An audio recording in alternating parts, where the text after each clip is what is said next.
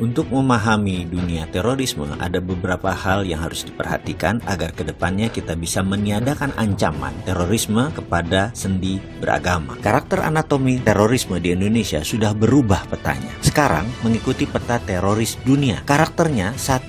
Unpredictable, 2. Unstoppable, 3. Deadly, dan 4. Menarget soft target. Dulu yang ditarget adalah hard target. Apa itu hard target? Markas polisi, gedung-gedung pemilik dubes asing, kantor-kantor usaha milik asing. Namun sekarang publik dimanapun, di pasar, di jalanan, tempat ibadah, tempat-tempat yang tidak dijaga oleh pihak keamanan bisa diserang. Inilah brutalnya mereka saat ini. Satu lagi, terorisme di Indonesia sudah masuk teror generasi keempat. Teror generasi keempat adalah state sponsor terrorism yang terkoneksi dengan dunia luar dan menggunakan IT. Pastinya bukan hanya dunia luar, tapi negara tertentu menarget Indonesia. Generasi 1, 2, 3 nanti dijelaskan di chapter yang lain, di video yang lain. Mau bukti? Kita bahas apa yang tetangga kita hadapi, Filipina di tahun lalu. Fakta lapangan mengenai Maute dan Abu Sayyaf. Keduanya sebenarnya tidak pernah perang kota atau urban war. Selalu menggunakan gerilya taktik dan menggunakan jungle war. Dalam sejarah 30 tahun rebelnya mereka itu.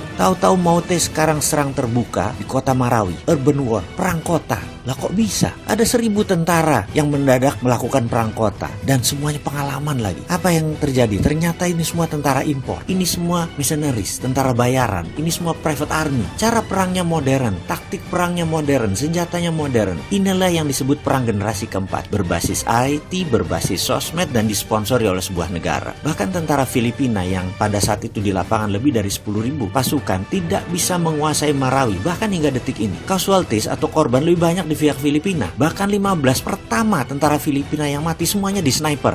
Mereka sangat spesifik sekali. Lalu bagaimana kalau itu masuk ke Indonesia? Indonesia masih melihat teror seperti kriminal berat dari kacamata pidana. Padahal di seluruh dunia terorisme itu masuk extraordinary crime. Harus pakai extraordinary measurement. Ukurannya harus extraordinary. Pakai extraordinary act dalam rule of engagement. Ini war, ini perang. Kalau pakai pasal pidana dan hanya ahli hukum pidana yang menangani, ya tidak akan bisa menyelesaikan counter insurgensinya, counter intelligence, dan menyelesaikan masalah terorisme. Tidak bisa melakukan counter intelligence strategik kalau menggunakan pidana, tidak menggunakan pasal pro justisia, tidak bisa melakukan counter terorisme kitanya. Kasihanlah Bapak polisi, kasihanlah Bapak TNI, karena tidak bisa maksimum kerjanya. Kasihan BIN yang hanya tugasnya jadi nginteli saja kalau kayak gini. Jadi boleh dong pakai extra power yang sedikit besar agar negara Indonesia menjadi tentram, yaitu tidak menggunakan pro justisia, gunakan pendekatan extraordinary crime. Gerakan counter ini sekali lagi harus tidak pro justisia. Ini harus pakai undang-undang baru, yaitu undang-undang melindungi segenap tumpah darah Indonesia, dan operasinya senyap menggunakan BIN. Intinya seperangkat oli operasi lawan insurgensi sebenarnya sudah lengkap, rapi, terbungkus. BIN itu sudah siap, TNI, Polri itu sudah siap. Hanya undang-undang keamanan nasionalnya aja yang belum lahir mendukung mereka.